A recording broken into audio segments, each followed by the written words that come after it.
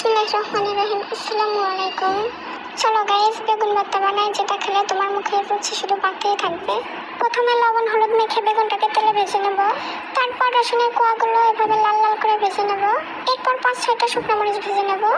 এখন পরিমাণ মতো লবণ দিয়ে মরিচ আর রসুনের কোয়াগুলো ভর্তা করে নেব। পেঁয়াজ কুচি দিয়ে দিলাম। এখন একটু মিক্স করে সরষের তেল দিয়ে দেব। এখন সবকিছু মিক্স করে ভর্তাটা বানিয়ে নেব। ফাইনালি আমার ভর্তাটা হয়ে গেছে।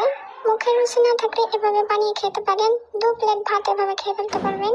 বন্ধুরা, আমার বাসায় বেগুন ভর্তা খাওয়া দাওয়াত রইল। আল্লাহ হাফেজ। বিসমিল্লাহির রহমানির রহিম। আসসালামু আলাইকুম। চলো গাইস, বেগুন ভর্তা বানাই, যেটা খেলে তোমার মুখের রুচি শুধু বাড়তেই থাকবে।